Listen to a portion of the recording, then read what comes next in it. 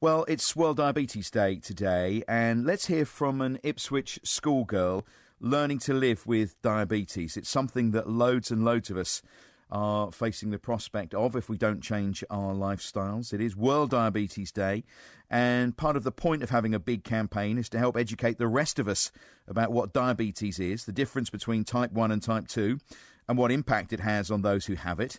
A while ago on the programme, we heard from Kevin Black in Ipswich about his concerns for specialist diabetes services in Suffolk. We'll get an update on what's happening with that from Ipswich Hospital later in the programme. But Kevin's daughter Tess is 10 and just starting to use a new piece of technology, a pump, to manage her type 1 diabetes. This is called cannula, and it's just like this wiring which is connected to my body, and it goes into the pump. And there's this thing on the other side of my body called a sensor, and that can read my blood sugar, and it automatically sends it to the pump. So the pump, if I type in some buttons, it can give me insulin anytime I want, if I want a snack or something. Okay, so this is all kind of on your waistband, so when your jumper's down, we can't even tell that you've got it on. Yep.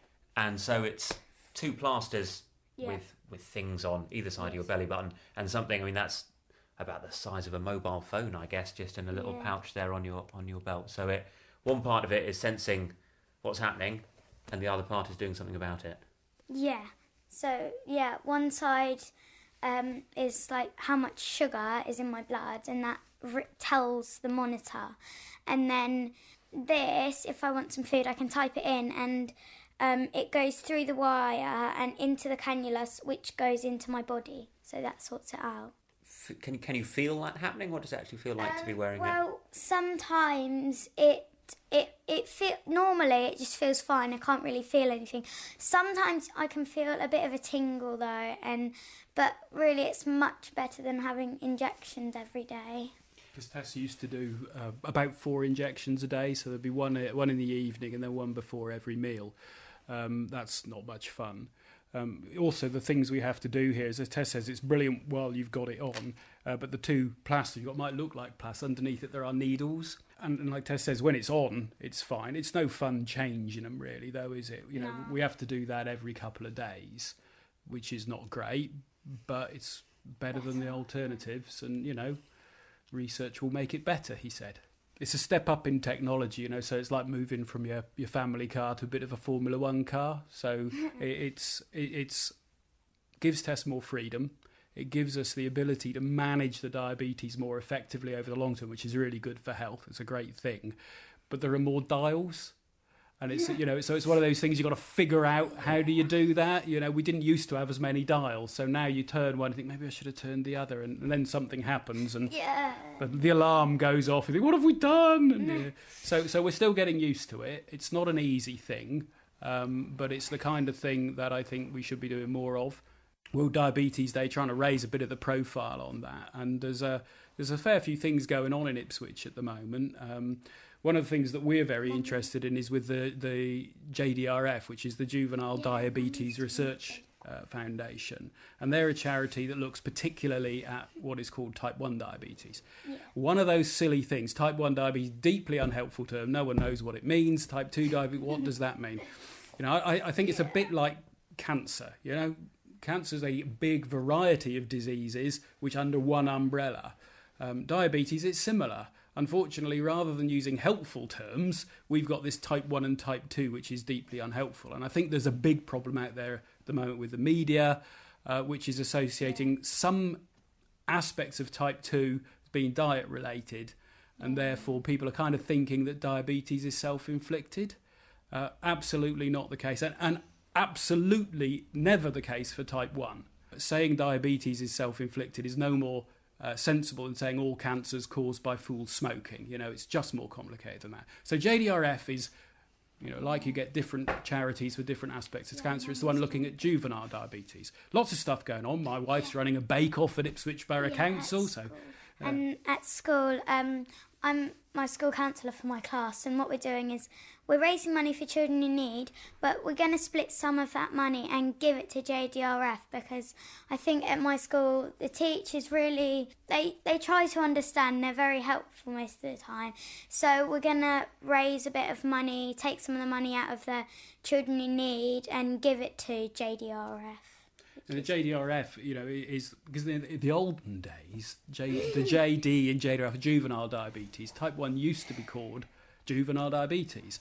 They stopped calling it that because actually people with juvenile diabetes grow up, and then I think it's a bit irritating. But that tells you something that's really important, is they didn't used to grow up. It was that serious. And that's why JDRF's important, because the money that people give means that from being a critical terminal illness 100 years ago, now what you've got is Tess with a kind of funny mobile phone attached to her. But that isn't enough. I don't want it, she's not going to be wearing that for the next 40 years. We are going to make it better. And he will, I'm sure, along with others, because it is something that can be well and truly controlled today. Lots of work being done to find a cure for diabetes as well. John Wright talking to Kevin and Tess about using a new pump to help manage her type 1 diabetes and why getting the message out on World Diabetes Day is so important. Later on in the programme, we'll be finding out about plans to improve the diabetic services for those in East Suffolk at Ipswich Hospital. That's coming up later on in the programme. 10:18, Steve Harley on the way in about 20 minutes. Any road up, we're looking at diabetes on the programme today. It's World Diabetes Day and something that we all need to be aware of. Earlier we heard from Kevin Black and his 10-year-old daughter Tess in Ipswich. She has type 1 diabetes and in the last few weeks has started using a new pump. It's attached to her tummy to monitor and manage her insulin levels. Now, she's being treated by the specialist team from Ipswich Hospital, but with funding for everything tight at the moment, Kevin and other parents are concerned that the high level of service might be lost in the future. Kevin and Tess have been speaking to John Wright about the help that they get. I'm still getting used to it, but, after your first few weeks, you just get used to it. You think, well, I'm just going to have to live with this. It's just something. And then after a while, now that I've had it just over a year, I just think of it as everyday life. I just, I help Mum and Dad count my carbohydrates, and if people are worried about it, you really don't need to be, because I was scared when I was first diagnosed, but then after a while you just do get used to it and it is just fine. Somebody just had a laser quest party. Somebody plays football every week. Somebody does ballet, somebody does drama, somebody runs around screaming all the time despite their father's attempts to make her quiet them down. It's fine, but you have to put a background level of work in, which is not nice. But, the only thing that Tess doesn't get to do really is just randomly eat sweets. And frankly, from a lifestyle perspective, that's not a bad thing, I wish it was a choice rather than an imposition, but, I think that's the truth. We're lucky in Ipswich. There's a lot of places in the UK where access to pumps is extremely restricted. It's not easy in Ipswich, but we've got a trust and a PCT here who do fund pumps for children. I think not for adults, which is not great. But, we're lucky that we have made that step up. We've got to keep the pressure on to keep this happening, but it's really good to see it happening. Tell me about your trips to the hospital. So, when I first got diagnosed, I had no idea what diabetes was. So, I went to my local doctors and they did a urine sample and there was loads and loads of sugar in it. So they sent me to the hospital and they did this blood test and they told me I had diabetes. And from then on, every few months, I go to the Ipswich Diabetes Clinic, which is near the hospital. It's smaller and it's really useful because there's this really, really nice people who work there, and sometimes they have meeting up events. And now I've got a friend called Chloe, a friend called Luke and a friend called Holly, and they're all diabetic and I can talk to them if I'm worried or something. Last time we spoke several months back now, the trust, bless them, had agreed to hire an additional nurse. That advert has been out. I know they've had applications and they're going through the recruitment process. I don't know if they have actually selected someone. I obviously want them to select the right person, not just anybody, but I really hope that they are on the brink of that. So, that's really positive, that paediatric aspect. I think, as you say, there is a lot of pressure on the hospital, a lot of pressure on the PCT. We're not clear that the services that we get are secure going forward. It's quite right that the hospital's looking for efficiencies. We all know that. It's a difficult times we live in, all that kind of good stuff. I'm not sure that the way that the monies are handed out is clear enough, simple enough, or well understood enough that we know what's happening. I would really just like to know what's happening. Perhaps everything's fine, perhaps it's not, but it would be really interesting to understand how they're dealing in the diabetes context with the funding constraints that we know are very real. Kevin Black and his daughter Tess talking to our reporter John Wright.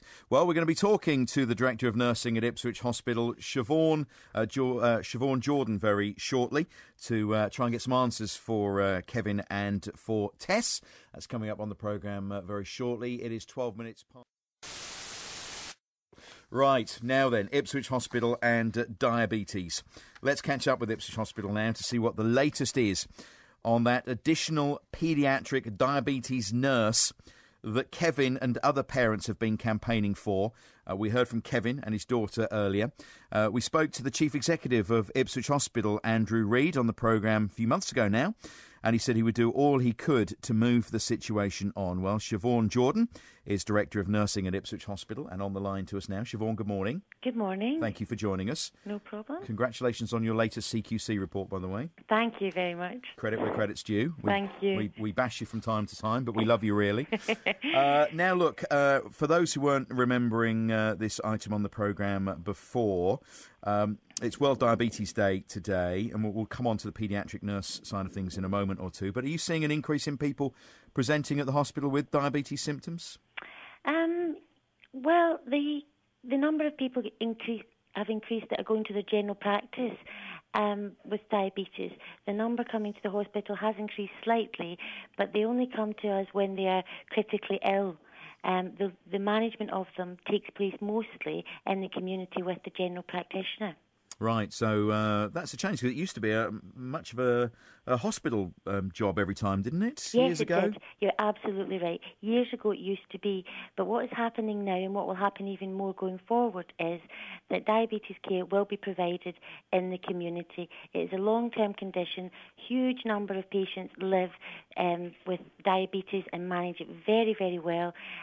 Patients with diabetes are known to be expert patients. They, in fact, know the condition often better than the clinicians, and that is why long-term conditions can be safely and effectively managed in the community.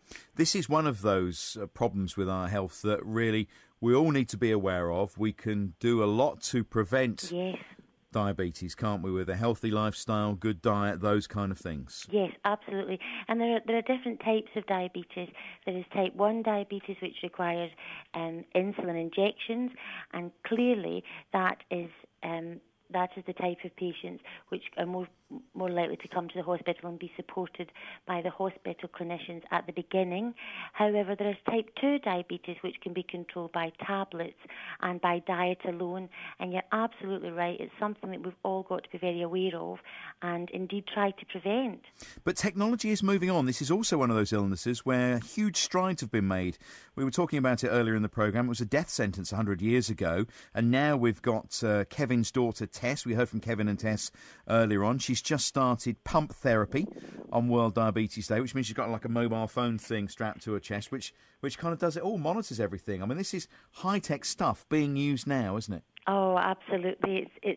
It's absolutely incredible, the advances that have been made in technology and in caring for patients with diabetes. It's incredible. As you say, it was a life sentence. However, it's absolutely not now. And I think if you look at people like Steve Redgrave and things, he's just a perfect example of where people with diabetes can do whatever they want to do and they can manage their condition incredibly well. And I'm sure Tess, with the help of her insulin pump will go on to lead a perfectly normal life, and nobody would even know that Tess would be diabetic because the pump is so small and it can be concealed, and she'll be able to do all the things that all the other children do. The advances are outstanding. Well, she was amazing. Listening to her earlier on, she was amazing, and continues to be amazing. Now, the reason you're here, apart from to talk about World Diabetes Day with us, is the recruitment of an additional paediatric diabetes nurse, which was called for by parents because they were worried, and obviously, pressures are on financially with you and every other hospital and everybody else at the moment. So, what is the latest on recruiting an additional paediatric diabetes nurse? Oh, well, I'm really delighted to share with you the latest news on that. You're absolutely right. Parents did come to the hospital and speak with Andrew Reid, the Chief Executive, and myself. And what they came to speak to us about was having a second paediatric specialist nurse for children with diabetes. We already have a nurse at the moment who is excellent, and we already have many children in the community who are on the insulin pump and are doing really, really well. And we want to roll that out further. And the family came to the hospital and said, in order to do that, and for them to have confidence that they could have that support throughout the whole year, and we didn't have to worry when our existing nurse went on holiday, they came to speak to us about having additional resources and having a second nurse. And I spoke with you back then that we absolutely want to do that, but we have to ensure that we need that and that we can fund that, and we have to understand lots of detail before we can go on to appoint that second nurse. And we did all that work some months ago, as you say, and we went back to the families and to yourself to say, yes, we do need a second nurse in order that we can ensure that more children can have access to the insulin pump and be supported, particularly at the early stages, because, as I say, people with diabetes become very, very expert in managing their own condition, but it's at the beginning they need the support from the hospital. So we went out we did job descriptions and went out to advert, and we were really delighted that we had an excellent response, and we have candidates lined up, and the interviews are going to take place on Monday, the 28th of November, where we feel really hopeful, looking at the candidates that we have, we feel really hopeful that we'll make an appointment on that day, and then we will have two paediatric nurses that specialise in caring for children with diabetes on the pump. Well, that's great news for all concerned, because I know parents were worried, and it's good you've listened and taken note and been able to do something, so they will be very appreciative of that. Siobhan, thank you very much for joining us. Thank you. Appreciate you coming on today. Siobhan Jordan is Director of Nursing at Ipswich Hospital, so they're about to recruit that second paediatric diabetic nurse, and well done to them for doing that, and good luck to Tess with her new pump. She started using that today, and apparently today, World Diabetes Day, some local schools are going blue for the day today to raise money for research into type 1 diabetes, and hopefully eventually its cure, which is what everybody would like to see. So we'll keep our fingers crossed, because it is one of those illnesses that we've made great strides in treating and hopefully one day curing as well.